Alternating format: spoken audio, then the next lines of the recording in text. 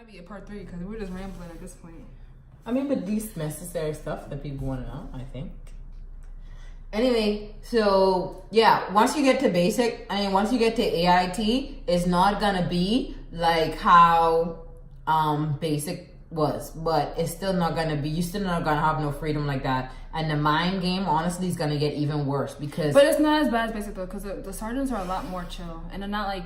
That's only if you're going into a medical MOS. Oh yeah, I don't know how no other MOS. We can only speak for our MOS and our sergeants and our company and our platoon, because I don't know how it is as a whiskey or a kilo like that. But I know Warrels was like how when she went to go, because I had a friend who was with me in my MOS, but she really didn't want to be there anymore, and she failed out intentionally, and then she got a mechanic job. That's another thing. If you inside an MOS and you think that you're having it so hard that you gotta fail it out and try to go do something else, you don't know, especially if you're active duty, you don't know where that's gonna take you. So don't be no fool and thinking that you're gonna waste all your time that you put in with this MOS. Pick your MOS twice. Yeah, and then leave it to go somewhere, like get a job that you don't even know what you're gonna get. My friend was supposed to be a nurse, 68 Charlie. You know what she is now? A mechanic, and she don't like that. She just get a mechanic job. You might be lucky, you might not be as lucky. So it's honestly just a luck and a draw. I know some guy also who failed out of our class. He's a fueler. Like he just puts oil in tanks or whatever. Who was that? That was a fueler. Smith. Smith probably looking at this video like.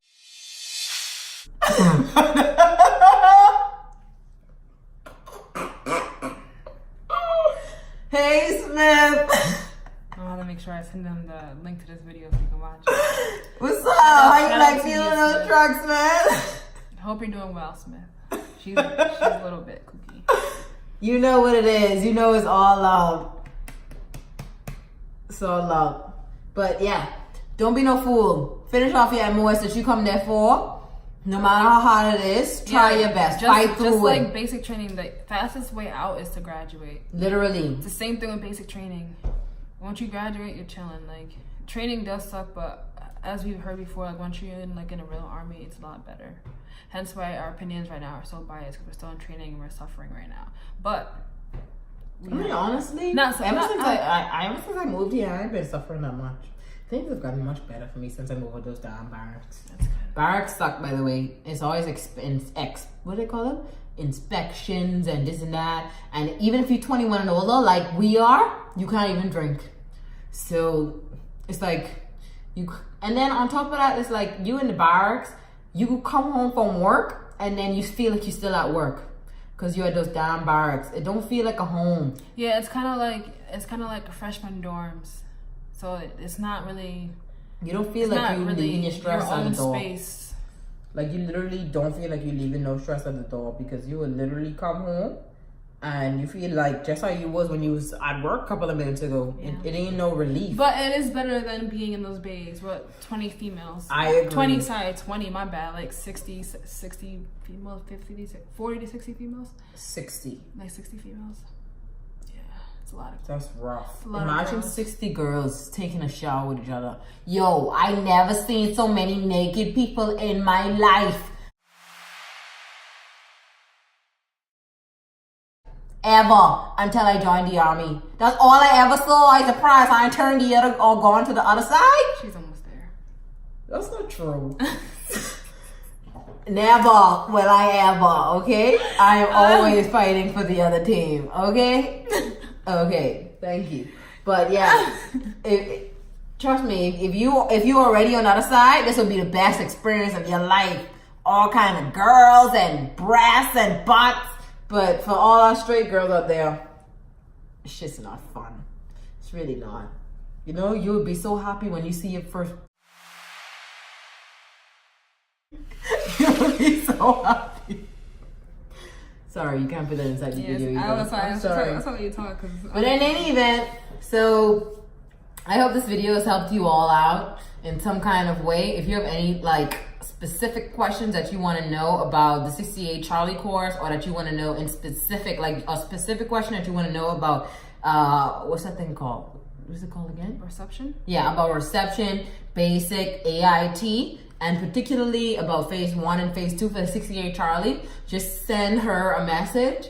And if you have a question for me, still send her a message. Yeah, I'll put her Instagram and stuff like that in the description. So, and you'll see her again. So if y'all ever have any questions, like specific questions that nothing was touched on in this video, or you want to talk about something else in particular, just comment, like, subscribe down below and let us know what you think.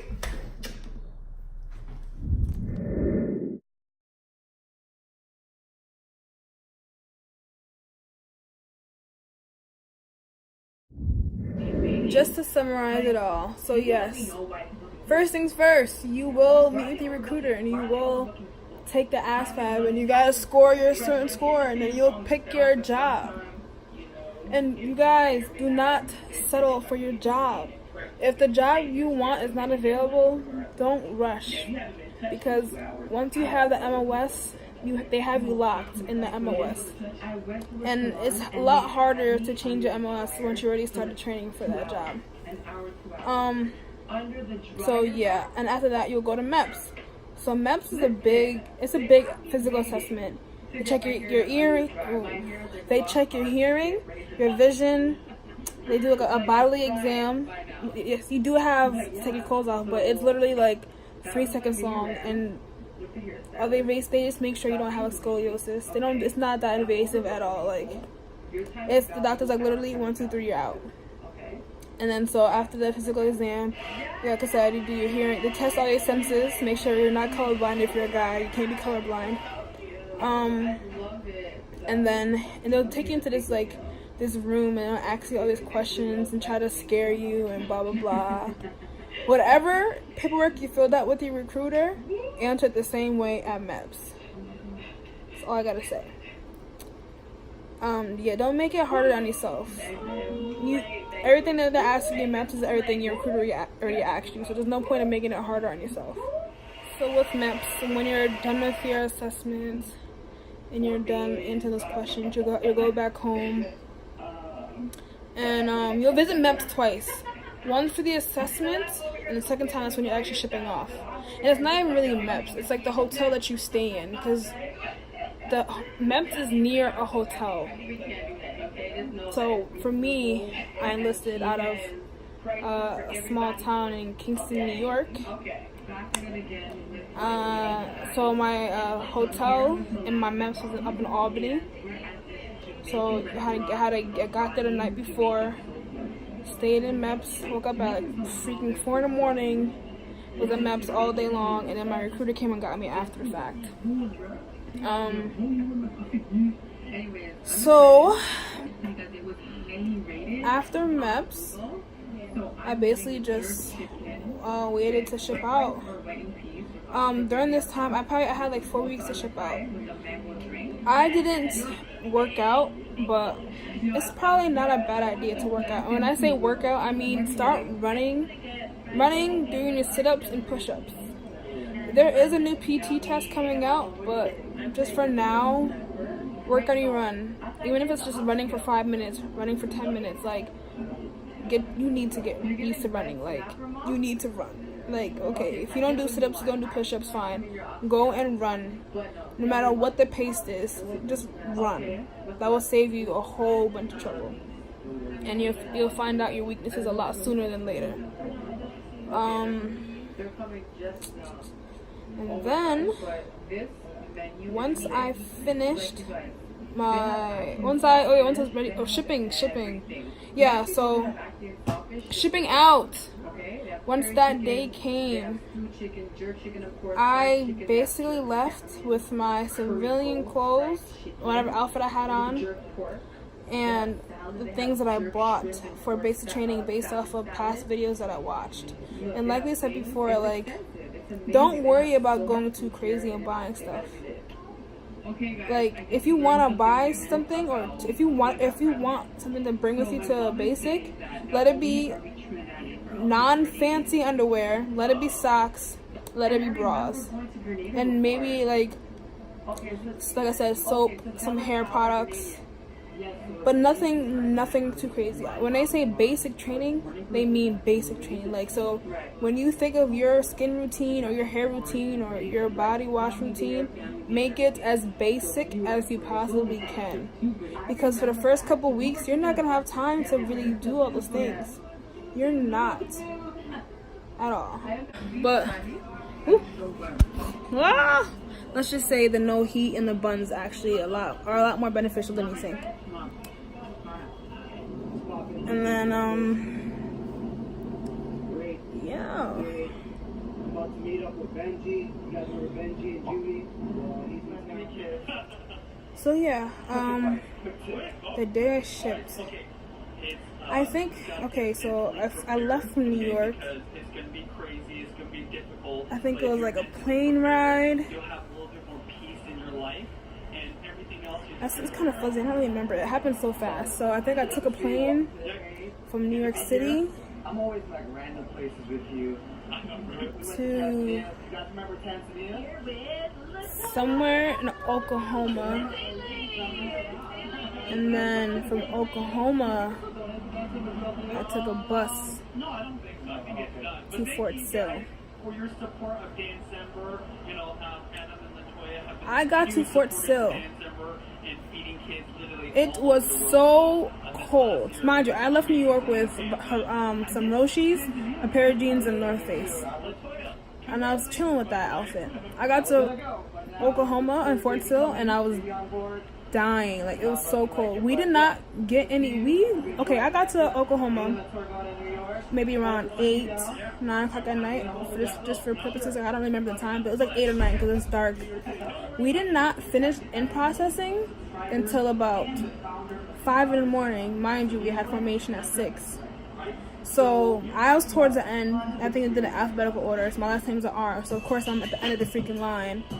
So by the time I got my boots issued to me and my gear and my green shirts and my uniforms, whatever, stuff like that, and patches, I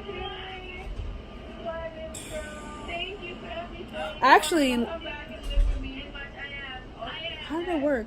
Actually, I think they issue you your PTs before you get issued a uniform. Yeah, you don't get issued uniforms right away. Your OCPs, you get issued PTs first. Yeah. And then eventually you get your OCPs and your boots and stuff like that. But anyways, like I was saying, like those first couple hours, you don't sleep. Don't expect to get to reception and sleep. As soon as you get there, you're getting in processed. You're getting your first round of Army issued materials, clothing, and then you're having your formation, and then you're probably marching the chow. And you're just in processing for the first 2 weeks. It's nothing but in processing stuff. Yeah, you might get smoked here and there, but honestly, if they make you do some push-ups, do them push-ups, because it's gonna get worse once you actually begin basic. So it all reception smoking or receptions.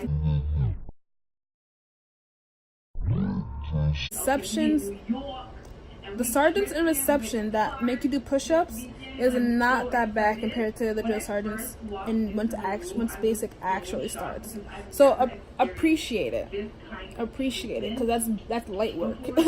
It's light work. Let me see. So, and then, okay, so 2 weeks reception passed. Like I said, it was nothing but just in processing, making sure I had correct information, making sure I had my payment stuff properly handled, making sure I had my uniform, my boots, running shoes, PTs, green tops, snivel gear, and then name tapes and all that stuff. And then 2 weeks passed. You can, mind you, so once you hit reception, you're not gonna have your phone no more, but you can write letters. And I kept a journal too. That's another good thing too. Keep a journal, because it's really interesting. Me personally, I've always had journals my whole life. So like to this day, like not too long ago, before I left home, I actually read my high school journal. Mind you, I graduated college like 2 years ago almost. It'll be 2 years in this May that I have graduated college. So reading that journal before I left, it was crazy to see how much I changed. But yeah, so eventually, probably once I get to my first student station, I'll go back and read my basic training journal just for fun. Yeah, so keep a journal, get some stamps, get some envelopes, get pens. Those are the things that I will say you can buy to bring with you. Bring stamps, envelopes, couple of black pens, bras, underwear, socks, and make sure you write your name on anything that you own, because if you're one of those people who are like, it's hard for you to keep track of your things, they will disappear. And it's not like you can say, oh, I think she stole. Oh my gosh. It's, and in the restroom, more you might, like I said, either label it or you're gonna buy it over again. Don't care. I'm not washing my hands. So yeah, so 2 weeks reception, and then boom, boom, boom, the day of Shark Attack.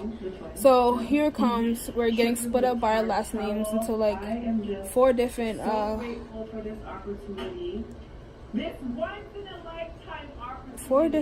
companies.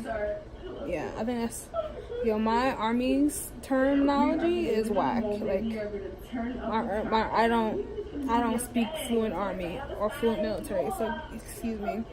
So we got split up into 4 different companies. Oh, let me tell you this. There's a ton load of y'all in reception. There's so many people in reception, it don't make no sense.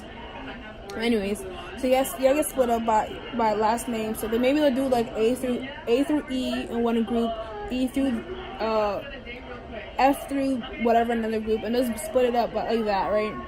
So that's why we were telling you before, like, don't bring too much stuff, because you're going to have to carry everything that was issued to you and your stuff from reception to the drill pad. Mind you, that's a little bit of a walk. And our bodies at that time were not used to that type of weight. Like, you're going to feel like you're dying. Like, you're going to feel like, what the heck is so heavy, da da da. And it's like, thinking back on it now, it's kind of cool, because like now when I had to carry like 4 duffel bags, I'm chilling, like, okay, whatever. If I need help, of course I can get the help now. But thinking about, like, I really feel weak when I think back on that. I feel weak. Like, yo, I was so weak back then. Technically, yeah, because I was not doing heavy lifting like that. I was not in shape like I thought I was. Like, it's a different ballgame. So yeah, so you're carrying your stuff while they're yelling at you in your face, and then once you get to the drill pad, they line you up, maybe you dump everything out on the grass, make sure you have no contraband or nothing that's not supposed to be there, like anything that you like. I think like certain types of mouthwash you can't have, like you can't have any candy, you can't have like I said, nothing cute, nothing fancy, nothing too valuable. So, and then they go through all your stuff, and then that's when you get your phone call home. I think I'm probably the only person that cried. Everybody was like crying in tears, like, Mom, I want to go home. And it wasn't even the start to... Sorry, I said a bad word. It wasn't even the start to what was really in store for us. So yeah, they give you about 10 minutes to make that phone call. I called my mom. I spoke to her. I think that's the only person I called. I think I called the 3 people that I always called in basic was my mom, including my siblings, because they all live together, my dad, and then my boyfriend at the time. Like, those are the people that I called. And then that's when it all began. Basic training. It felt forever, but it went by at last. But it's not as bad as people make it sound, because you meet people who you can like lean on, and they're going through the same thing you're going through, so y'all will accomplish it together. But you can't go through basic training alone, like, just because it's not good for your mental. So just take it all day by day. Do what you gotta do. Stay out of trouble, and you'll be alright. It's not that hard. I think the only real struggle for me personally was getting used to the running, because like it was not even the fact that I couldn't run. It was more of like musculoskeletal issues I had. But once my muscles got used to running that much, it's nothing. Now my problem with running is the fact that I don't run that much now, and like I be catching cramps and out of breath sooner than I'm supposed to be. But give me a good solid 2 weeks of running and I'm back like that. But yeah, but it took me, let me not even try to talk like that, because it took me a while to be comfortable with running. Like I didn't become comfortable with running until maybe like December of 2018. It took me like almost a year to be really ready to really be comfortable with running and having no pain and not having to fall out of runs and stop because I'm hurting or I'm tired. Like it takes a while. So don't feel ashamed if you're one of those people who are having a hard time adjusting. Just honestly give it your all. Get help when you need help, and just don't ignore your pain either, because you don't want to have a broken hip or any broken bones, because the fastest way out of graduation is to graduate. So yeah, if you have any more in-depth questions about basic, let me know. I'll answer them, because there's a lot. Because I can talk about basic training all day long, because there's so many memories crammed up in my brain, and there's not, it's for the sake of this video, I gotta cram it all into like 9 minutes, but there's more where that came from. So just let me know, and I'll let you know. Deuces.